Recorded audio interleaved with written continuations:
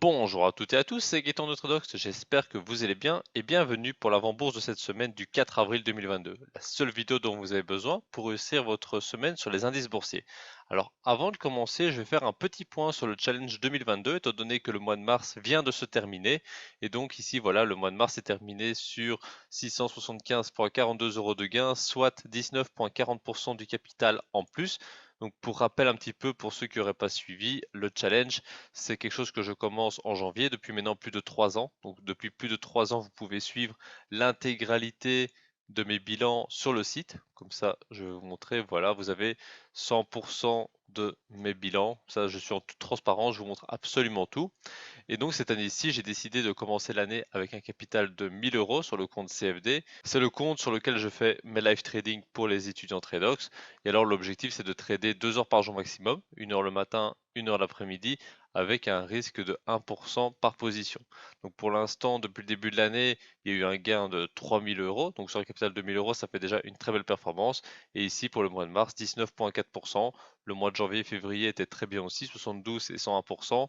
Maintenant, voilà, c'est à prendre avec des pincettes. Ce sont des grosses performances parce que voilà, il y a eu pas mal de volatilité sur les marchés, mais ce ne sera pas toujours pareil. C'est-à-dire qu'ici, au mois de mars, 20%, ça commence à se rapprocher un peu plus d'une performance normale, qui est plutôt entre 10 et 15% par mois. Enfin, du moins, c'est un peu la moyenne que j'ai observée durant ces 3 dernières années. Donc, si vous êtes intéressé par la méthode que j'utilise, c'est la méthode Tradox Scalping que j'enseigne aux étudiants. Donc, j'enseigne vraiment ce que j'utilise, hein. Il n'y a pas de, de choses cachées. Et pour en savoir plus, vous avez juste à cliquer sur rejoindre le programme Tradox ou d'aller dans les formations et vous aurez toutes les informations nécessaires pour cette méthode. On commence maintenant l'analyse et on commence par le calendrier macroéconomique. Et donc, on peut observer que ce début de semaine, lundi et mardi, la Chine sera en férié, Hong Kong aussi, car c'est le festival de Qingming. Donc, de ça, on va avoir peut-être moins de mouvements pendant la nuit durant ce début de semaine.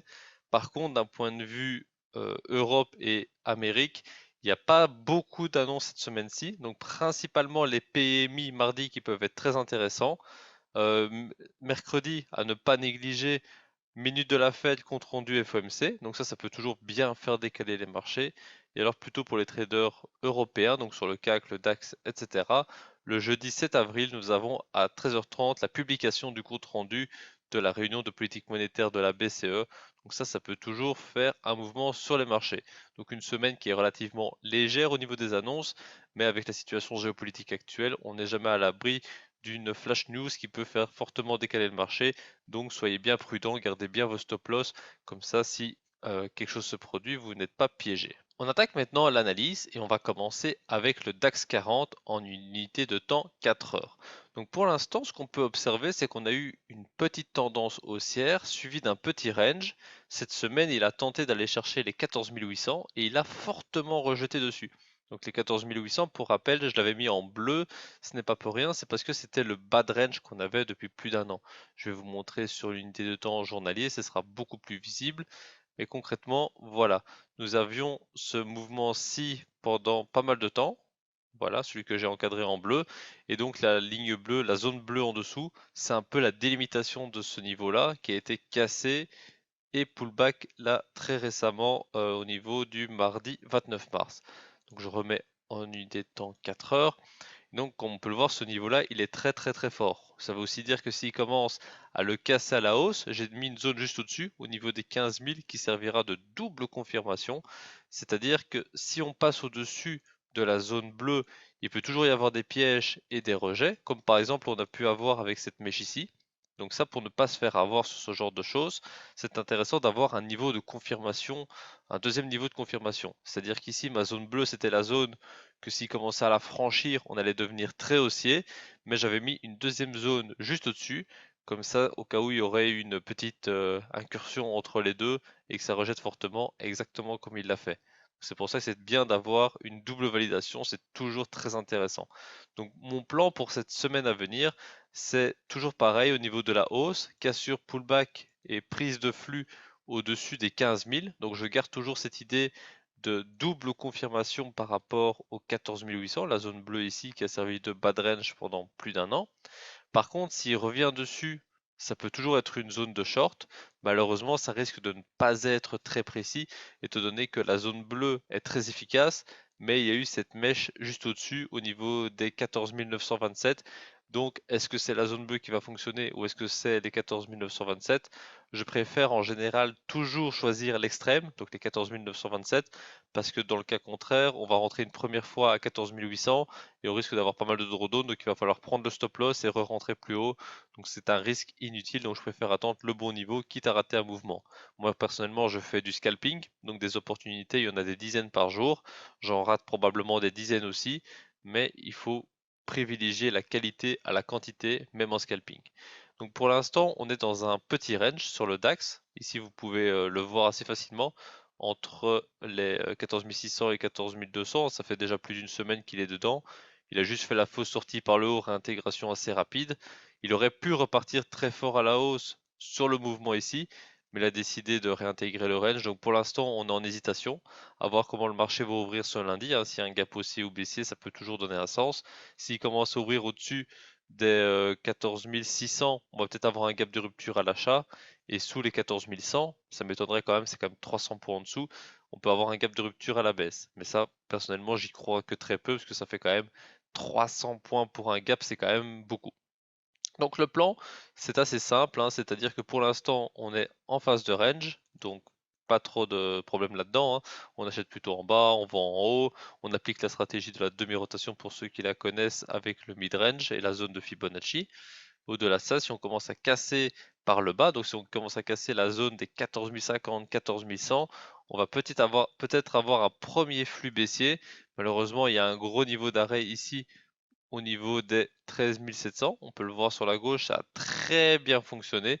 Donc, ce serait peut-être pas déconnant de tracer une deuxième zone ici et de observer une double validation comme par le haut. C'est-à-dire que double validation par le haut sur la zone des 15 000, double validation par le bas sur la zone des 13 700. À voir si vous préférez y aller de façon plus agressive ou plus passive. Les deux sont de très bonne qualité. Il faut juste adapter son money management à la situation afin de toujours profiter un maximum des marchés. Nous allons maintenant faire un petit tour du côté des Américains avec le Nasdaq. On peut le voir, il est dans un mouvement qui est quand même très haussier. Nous avions cette zone des 14 800 qui vraiment est une zone de polarité énorme depuis maintenant plusieurs mois, même début presque un an, où à chaque fois que le prix s'éloigne de 14 800, à chaque fois il y revient. Ici on a encore l'exemple, il est descendu jusqu'à 13 000, paf, remonté 14 800. Il le casse par le haut, 15 200, paf, 14 800. Donc c'est vraiment une zone excellente qui attire le prix vraiment de façon assez forte. Et ce qui est compliqué avec cette zone, c'est qu'on peut difficilement se dire s'il est au-dessus, il est haussier, s'il est en bas, il est baissier, parce qu'à chaque fois, il va revenir dessus. Alors à un moment donné, il va certainement démarrer et on ne le reverra plus, c'est-à-dire qu'il ne va plus revenir sur les 14 800 avant un bon moment, c'est-à-dire que s'il part très fort à la hausse ou très fort à la baisse, ça peut prendre quelques temps. Ici, entre le moment où il a cassé à la baisse ou il est revenu, il y a quand même eu presque un mois, voire 2 mois, donc ça peut parfois prendre un peu de temps, mais c'est une zone en 4 heures, donc c'est normal qu'il faille un peu plus de temps pour la travailler. Donc là, le plan sur le Nasdaq, ce serait de suivre le mouvement haussier. C'est-à-dire que là, s'il part de là où il est, là maintenant, vers la zone des 14 800, avec le mouvement qu'il a fait, on peut le voir ici, c'est un mouvement qui est relativement fort haussier. Nous avons ce niveau ici qui a déjà été pas mal travaillé, donc toujours au niveau de la zone 14 800, 850. S'il commence à prendre appui dessus, d'ailleurs on peut observer que la dernière H4 est un petit marteau vert, donc s'il commence à partir par le haut, je pense qu'on peut aller très facilement chercher les 15 000, voire les 15 200. Maintenant, un plan qui serait vraiment génial, ce serait soit ici, soit en haut, mais qu'il aille chercher comme ceci et donner un pullback à la vente. Ça, ce serait un scénario qui serait vraiment de très bonne qualité. Une vente sur 15 000 ou sur 15 230, ça peut vraiment donner pas mal de points, ça peut vraiment faire un très beau mouvement. Au-delà de ce mouvement-là, s'il commence à casser euh, le mouvement haussier, il y a encore un peu de temps. Et si l'oblique n'est pas super précise, parce que voilà, j'ai juste voulu montrer la force haussière, mais pour moi, si on dézoome un petit peu, voilà, on a un gros niveau qui ressort ici au niveau des 14 300, 14 300, 14 370, la zone verte que je viens de tracer. Pour moi, c'est vraiment en dessous de cette zone qu'on aura la pré-baisse. C'est-à-dire que si on va jusque-là, on sera début baissier. Par contre, si on va chercher sous 13 800, là, on sera fortement baissier. Donc ça, c'est un peu ma vision du marché.